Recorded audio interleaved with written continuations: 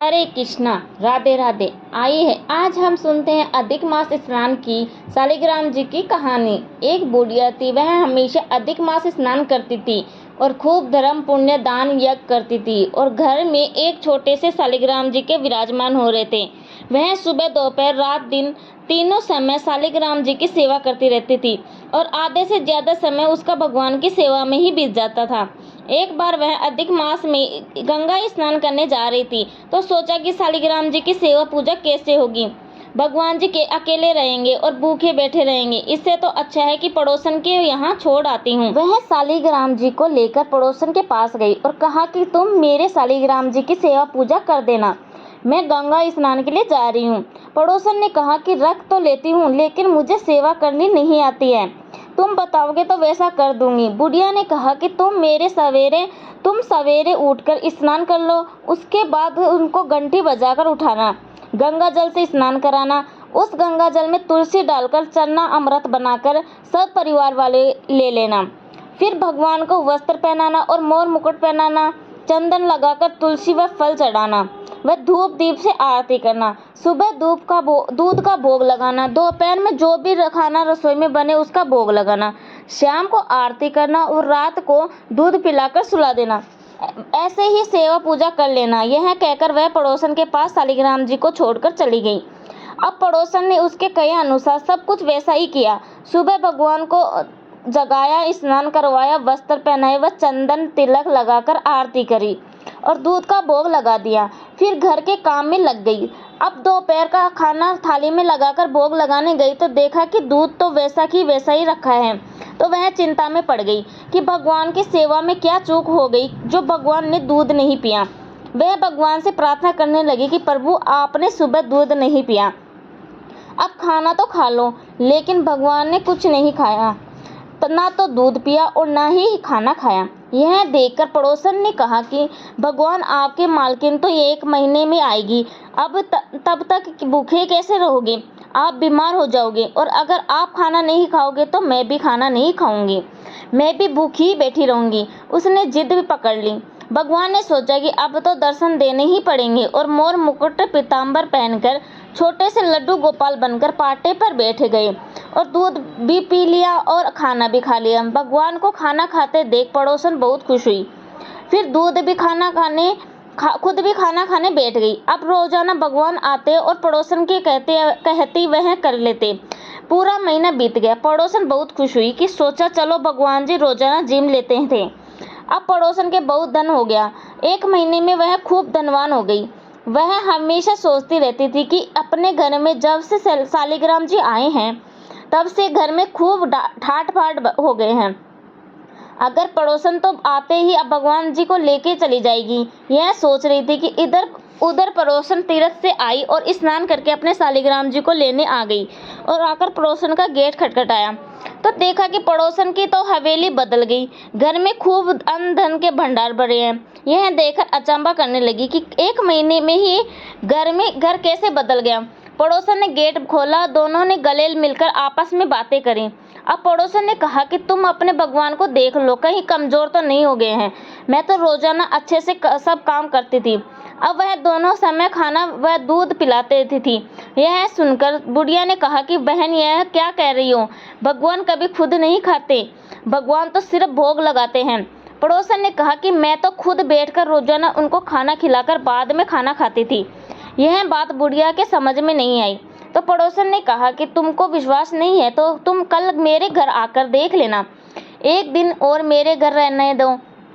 तब बुढ़िया ने कहा कि ठीक है, ऐसे तो मेरे साथ आज तक नहीं हुआ, बहुत वर्ष बीत गए सेवा करते। शालिग्राम जी तो मेरे हैं और टूटे इस पड़ोसन को हैं, इसको रोजाना आकर दर्शन देते हैं, यह जरूर झूठ बोल रही है। उसने 1 दिन के लिए भगवान को वहीं छोड़ दिया। दूसरे दिन पड़ोसन रोजाना की तरह भगवान की सेवा कर पूजा करी, दूध पिलाया, वह खाना खिलाने लगी। तब प्रार्थना करने लगी कि भगवान, आज जरूर तुम्हारी मालकिन के सामने आ जाना, नहीं तो वह मुझे झूठा बताएगी। बार बार भगवान से प्रार्थना करने लगी। अब उसने बुढ़िया को अपने घर बुलाया और भगवान को जिमाने लगी। भगवान ने सोचा कि दर्शन तो देने ही पड़ेंगे। भगवान छोटे से बालक के रूप में आकर बैठ गए और खाना खाने लगे। भगवान के मोर मुकुट लगाकर बंसी हाथ में ले ली। यह रूप देखकर बुढ़िया चरणों में गिर गई और भगवान से प्रार्थना करने लगी कि हे प्रभु, मुझे तो कभी भी सपने में भी दर्शन नहीं दिए और इसको रोजाना दर्शन देते हो। तो तुम शालिग्राम जी को तो मेरे हो और टूटे इस पड़ोसन को हो, और अगर आप ऐसे ही खाना खाने लगे तो विश्व का क्या होगा? आप तो केवल भोग ही लगवाया करो। भगवान ने कहा, ठीक है, अब मैं हमेशा भोग ही लगवाऊंगा, लेकिन सच्चे भक्तों की खातिर मुझे स्वयं आना पड़ता है। तुम हमेशा घमंड में रहती थी कि मैं शालिग्राम जी की सेवा करती हूँ, इसीलिए तुमको कभी दर्शन नहीं दिए। इसने तो सच्ची भक्ति करी और भावना से भोग लगाया और अपने हाथ से खिलाया। इनकी भक्ति में ही शक्ति थी कि मैं अपने आप को रोक नहीं सका। आज तुम्हें भी इसी पड़ोसन की वजह से दर्शन हुए हैं। दोनों ने भगवान के दर्शन किए और प्रभु दर्शन देकर अंतर्धैर्य हो गए। हे प्रभु, जैसे आपने पड़ोसन को दर्शन दिए, अन्न और धन के भंडार भरे, वैसे सबको देना, कहता न सुनता न, हुक्कारा भरता न, अपने सारे परिवार की रक्षा करना। विनायक जी की कहानी। मारा विनायक जी साना लावे, धन का बाणा मारा विनायक जी, सुधा और भरे धन का कूड़ा मारा विनायक जी, भोला और भरे धन का झोला मारा विनायक जी, धाया लावे धन का गाड़ा विनायक जी, बाबा बरिया आयो जो त्रिता जाई जो, विनायक बाबा रंगो चंगो फिरे, बाड़ी में भर सुरंगो राज देवाजे, आज राज में मेवा माँ का सुहाग ने पोता, भूखी राबड़ी दोदा भूखी खीर, मीठी मीठी लागे राबड़ी, खारी खारी लागे खीर, घर साकड़ो दीजो, धन मोखलो दीजो, सबका संकट हरजो, सबका दुख मेटजो, सबका कारज सिद्ध करजो, सब विपत्तियों से बचाओ, सुख संपत्ति दीजो, लक्ष्मी को वास दीजो, सबकी लाज राखजो, सबका अंदन का भंडार भरजो और हर मनोकामना पूरी करजो, कहता न सुनता न, हुक्कारा भरता न, सारा परिवार की रक्षा करना। एक बहुत सी सुंदर कृष्ण और कुम्हार की कहानी। माना जाता है कि इस कहानी को पढ़ने या सुनने से मनुष्य को 84 लाख योनियों से मुक्ति प्राप्त होती है। एक बार की बात है कि यशोदा मैया प्रभु श्री कृष्ण के उल्हानों से तंग आ गई थी और छड़ी लेकर श्री कृष्ण की ओर दौड़ी। जब प्रभु ने अपनी मैया को क्रोध में देखा तो वह अपना बचाव करने के लिए भागने लगे। भागते भागते श्री कृष्ण एक कुम्हार के पास पहुंचे। कुम्हार तो अपने मिट्टी के घड़े बनाने में व्यस्त था, लेकिन जैसे ही कुम्हार ने श्री कृष्ण को देखा तो वह बहुत प्रसन्न हुआ। कुम्हार जानता था कि श्री कृष्ण साक्षात परमेश्वर है। तब प्रभु ने कुम्हार से कहा कि कुम्हार जी, आज मेरी मैया मुझ पर बहुत क्रोधित है। मैया छड़ी लेकर मेरे पीछे आ रही हैं, आप जल्दी से मुझे कहीं छुपा लो। अब कुम्हार ने श्री कृष्ण को एक बड़े से मटके के नीचे छिपा दिया। कुछ ही क्षणों में मैया यशोदा भी वहां आ गई और कुम्हार से पूछने लगी, क्यों रे कुम्हार, तूने मेरे कन्हैया को देखा है क्या?